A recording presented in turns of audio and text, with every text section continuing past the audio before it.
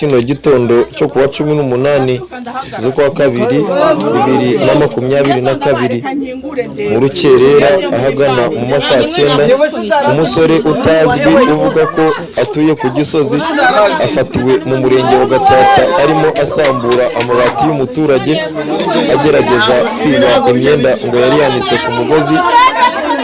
Bivugwa ko ngo yabanje no kwambara ubusa kugira ngo akunde ajye muri iyo nzu. Nibwo nyirinzu yavugije induru, abaturanyi barahurura. Uwo musore arafatwa, arakubitwa ndetse bageraho kumubatiza muri kubibona nk'uko Yesu yabatijwe.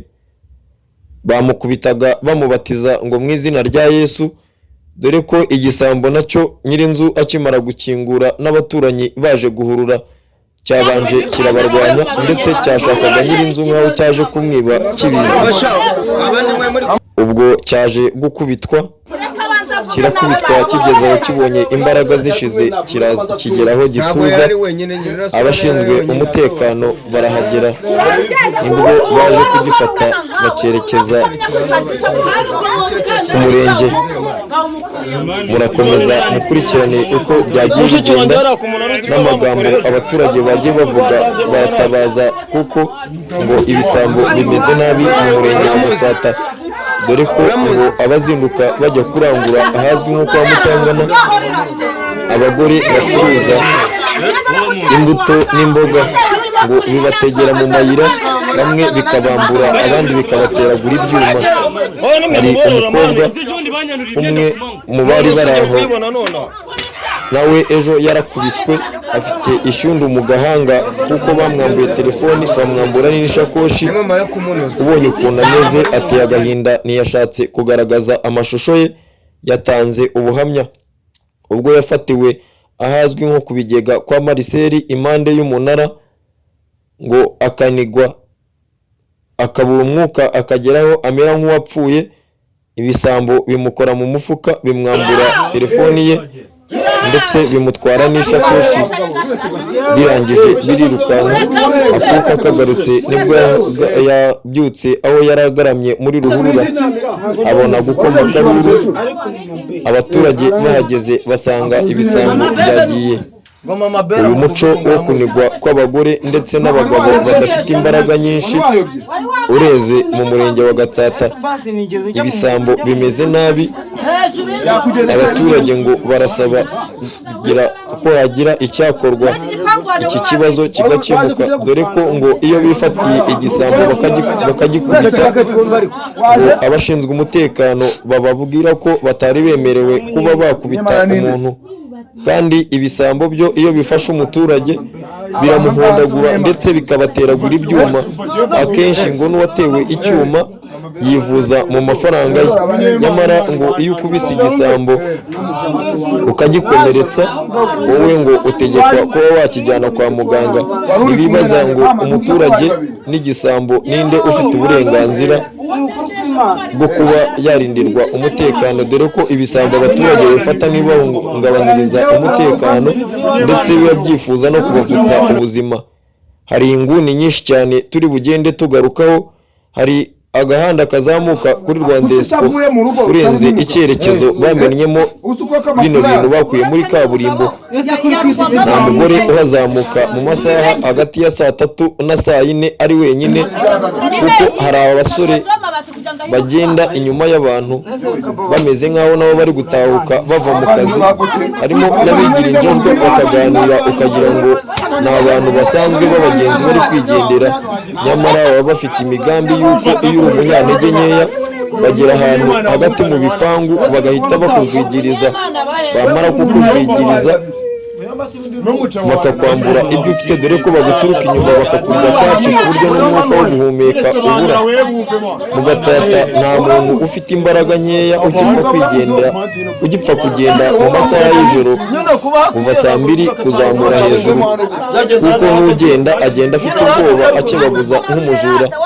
Abaturage rero barasaba leta ko yakurikirana iki kibazo kandi bagahabwa uburenganzira. Iyo bafashe igisambo bifuza ko bazajya bihorera, dore ko umuco wo guhora mu Rwanda waraciwe, ariko abaturage bo ntibibaza impamvu y'igisambo kikunize wivuza mu mafaranga yawe, ariko mwebwe mwagifata cyane abarwanije mwakirusha imbaraga mwagikubita, mugategekwa ko mugomba kubanza kujya kukivuza kugira ngo gikurikiranwe n'amategeko. Ibyo bakaba babifata nk'akarengane kuko ibisambo birabarembeje. Aya masaha y'isaa 9 ibibaza uyu musore bivugwa ko atuye ku Gisozi, aho yaba yajyaga mu masaha ya saa 9 z'ijoro mu rugo rw'umukecuru udafite umugabo, ndetse ari kwanura imyenda ku mugozi, yatangiye no gukura no guhondagura amabati asakaye iyo nzu ameze nk'ushaka kwinjira mu nzu. Wakibaza ko ari gutaka avuga ko ngo yari yayobye inzira. Ese inzira ijya ku Gisozi ni mu Gatsata? Bivuga ko ngo hari umugabo yaraje gusura muri ayo masaha y'isaa 9, ariko se niba yari asanzwe aza kumusura, bivuga ko yari agiye guca mu mabati ariho umuryango yarawubonye. Abaturage rero barasaba kurenganurwa ku karengane bakorerwa n'ibisambo, kandi banavuga ko ngo leta yabaho uburenganzira mu gihe nabo bifatiye igisambo bakagerageza kugikosora, ibyo bita kugikubita, nubwo bitari byo ko igisambo kigomba gukubitwa n'abaturage, gusa nabyo birabarwanya cyane, kandi ntabwo umuntu ngo yakurwanya ngo ukomeze urebere. Niyo mpamvu nabo birwanaho, igisambo bafashe bakabanza bakagikubita, aribyo bita kugikosora. Ababo rero bagikubise bakimenaho amazi, ndetse bakavuga ngo turakubatije mu izina rya Yesu, turakubatije mu izina rya Yesu. Ubwo umwe mu baturage yaje kuvuga ko bakizi bakorana aho ngaho ngo ku Gisozi, ariko tumubaza ko yaba asanzwe aza kumusura. Avuga ko baziranye, yajyaga aza no kumusura, ariko iyo ngeso y'ubujura atarayimuziho, kandi avuga ko yari asanzwe azi urugo rwe.